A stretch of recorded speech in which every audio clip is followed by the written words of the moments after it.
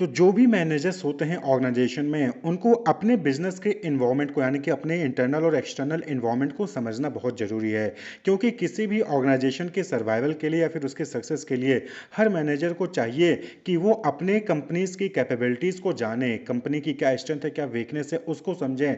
और साथ ही साथ मार्केट में यानी इन्वायरमेंट में क्या अपॉर्चुनिटीज़ हैं और किन चीज़ों से उनको खतरा है, किन चीज़ों से उनको आगे चल के कॉम्पिटिशन मिल सकता है, रिस्क मिल सकता है, उसको ये चीज़ जाने। और ये सारी चीज़ें समझने के लिए, जानने के लिए क्या ज़रूरी है, इंटरनल और एक्सटर्नल इन्वायरमेंट को समझना। कंपनी की कैपेबिलिटीज़ हैं, स्ट्रेंथ हैं, वीकनेस हैं, ये जो मैनेजर को कैसे पता चलेगा ये चीज़? ये तभी पता चलेगा ना जब मैनेजर्स अपने इंटरनल इन्वायरमेंट को समझेगा, यानी कि कल्चर क्या है, वैल्यूज़ क्या है, मिशन क्या है, एम्प्लॉयज़ कैसे हैं, उनकी क्या स्ट्रेंथ है, क्या वीकनेस है, फिजिकल एसेट्स क्या अवेलेबल हैं, ब्रांड का क्या है, ब्रांड रेपुटेशन है कि नहीं मार्केट में, R&D को समझना चाहिए। तो मैनेजर्स को जब इंटरनल इन्वायरमेंट के बारे में पता रहेगा, वो सारी चीज़ें एनालाइज करेंगे इंटरनल इन्वायरमेंट को, तभी तो उनको कंपनी की क्या कैपेबिलिटीज़ है, क्या स्ट्रेंथ है कंपनी की और किस चीज़ों में कंपनी वीक है, ये चीज़ें पता चलेंगी। और उसी के अकॉर्डिंगली जो है फिर वो अपने गोल्स को सेट करेंगे और गोल्स को अचीव करने के लिए स्ट्रेटजीज बनाएंगी। क्लियर। और इसी तरीके से मार्केट में कहाँ पर अपॉर्चुनिटीज़ है, किन जगहों पर जो है मौका है जहाँ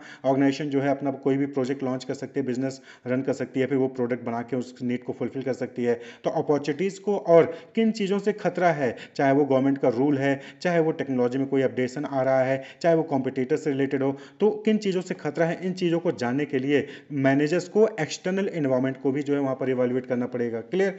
तो मैनेजर्स को ये बहुत ज़रूरी है कि वो अपने इंटरनल और एक्सटर्नल इन्वायरमेंट को समझें, सही तरीके से उसको आइडेंटिफाई करें, एनालाइज करें और वहाँ से कंपनीज की कैपेबिलिटी, स्ट्रेंथ, वीकनेस, अपॉर्चुनिटीज़ और थ्रेट, इसको जो है वो आइडेंटिफाई करें। क्योंकि इसी के बेसिस पे जो मैनेजर्स हैं वो अचीवेबल गोल्स को सेट कर पाएंगे, इफेक्टिव स्ट्रेटजीज बना पाएंगे जिसका इस्तेमाल करके जो है गोल्स को अचीव कर सकते हैं और मार्केट में कॉम्पिटिटिव एडवांटेज गेन कर सकेंगे और फॉस्टर एडाप्टेबिलिटी यानी मार्केट में जो भी चेंजेस हो रहा होगा उसको वो बहुत तेजी से अडॉप्ट करेंगे और ओवरऑल ऑर्गेनाइजेशन सर्वाइव भी करेगा और ग्रोथ भी करेगा, सक्सेस भी अचीव करेगा। क्लियर। तो ऑर्गेनाइजेशन की ग्रोथ के लिए, ऑर्गेनाइजेशन की सर्वाइवल के लिए, ऑर्गेनाइजेशन की सक्सेस के लिए मैनेजर्स का इंटरनल और एक्सटर्नल इन्वायरमेंट को समझना जरूरी है। क्योंकि इसी को समझकर जो है वो फिर अकॉर्डिंगली गोल्स को सेट कर सकेंगे, स्ट्रेटजीज बना सकेंगे और जिससे वो मार्केट में कॉम्पीट कर सकेंगे अपने कॉम्पिटिटर से और जो भी अपॉर्चुनिटीज आएगी उसको ग्रैब कर सकेंगे। कोई भी चेंजेस होगा, कोई टेक्नोलॉजी अपग्रेडेशन होगा, कोई नया जो है डेमोग्राफिक चेंज होगा तो उसको वो अडॉप्ट भी कर पाएंगे। Wish you all the best, keep watching.